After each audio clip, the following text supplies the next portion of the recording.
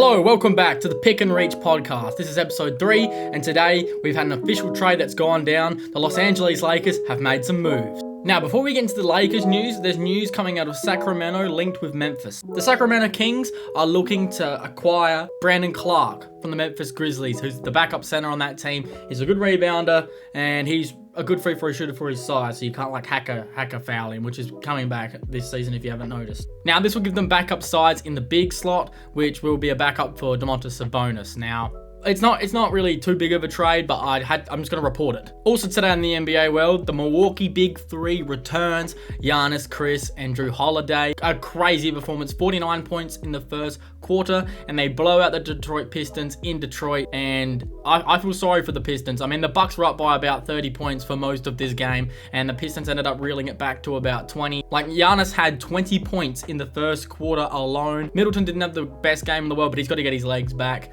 and Jrue Holiday has just been fantastic. In fact, he's won the Eastern Conference Player of the Week, which is just amazing for this Bucks team. The Bucks are looking like the best team in basketball right now. But now, time to talk all things Los Angeles Lakers. The Lakers have acquired Rui Hachimura from the Washington Wizards. They gave up Kendrick Nunn and 3 firsts to get this trade done. Do I like this trade? Yes, I really like this trade. Like seconds, I'm not a big fan of seconds. The seconds very rarely pan out. Obviously, you've had good second round picks in the past, like Ben Wallace, for example, one of the greatest defensive centers of all time, was the last second pick in the draft. Fred VanVleet went undrafted. He went even further. So you can get these good players, but it's just really difficult to do so. Now, let's take a break before we get into the Lakers' next possible moves.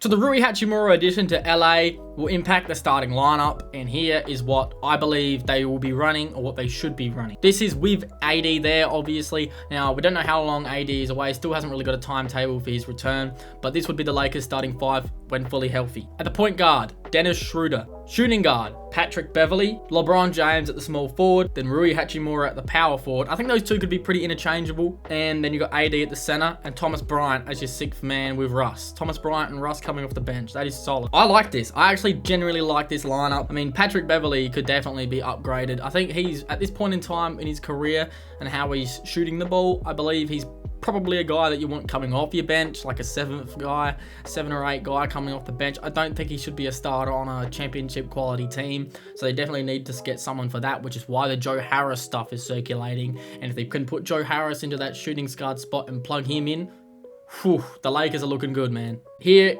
is the next target that the Lakers are looking to get, and it's Joe Harris from the Brooklyn Nets. And this is a mock trade, and this is what it would look like. The Lakers receive Joe Harris. Brooklyn receives Miles Turner, Patrick Beverley, and Damian Jones, and Indiana get Ben Simmons. So if you missed the last episode, I was talking about the Indiana Ben Simmons saga, as they'd love to give up Miles Turner for Ben Simmons, so this helps them out. That gets that done for the Pacers, and the Nets will get Miles Turner, which would be huge for them. They'd get Patrick Beverley, which is a huge pickup for Brooklyn, I think, and Joe Harris gets to go to LA, and they get that shooting. So I think this is a win-win-win all round. There's no picks being dealt in this trade, it's just players. And in news around the NBA, I just wanted to touch on this. Jonathan Isaac makes his return to the Orlando Magic. His last game he played was August the 2nd, 2020. He last played when he was 22, and now he's 25. So yeah, it's just great to see him back out there. I didn't actually see how well he did today. I'll put the stats just down here.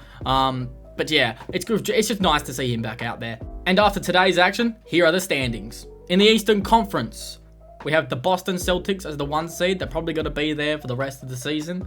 We have the Philadelphia 76ers at the 2 seed. And I want to touch on them real quickly. They went 5-0 on their West Coast road trip, which is something that they haven't done since 1983.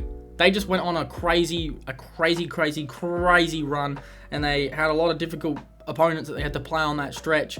I mean, that's just impressive. The comeback win in Sacramento was the cap on that road trip. That was an incredible victory.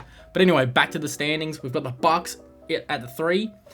Then Brooklyn roll in at the 4. Now, they had a very impressive win against Golden State. Kyrie Irving went nuts. He has been going nuts. Bravo to Kyrie Irving. He's trying to keep that boat afloat. And then the Cleveland Cavaliers are in 5th. The Heat are in 6th. We have the New York Knicks the Hawks, the Pacers, and the Chicago Bulls, and that is the playoff picture in the Eastern Conference. Now in the Western Conference, we have the Denver Nuggets at the 1 seed. I really like the Denver Nuggets, man. I don't know what to tell you. They've got a top 15 defense in the NBA while having the best offense in the NBA. Pretty deadly combination. We got the Memphis Grizzlies at the 2. In third, we have the Sacramento Kings, followed by the Pelicans, who are really starting to lose a lot of games without Zion and Brandon Ingram. The CJ McCollum phase of him just being ridiculous is kind of wearing off. We have the Dallas Mavericks in the 5th, who are ready to make a trade. I really hope Dallas pull a big trade off. The Clippers are in the 6th. The Phoenix Suns, notice I haven't said the Golden State Warriors yet. The Utah Jazz, the Minnesota Timberwolves, and the Golden State Warriors are 10th.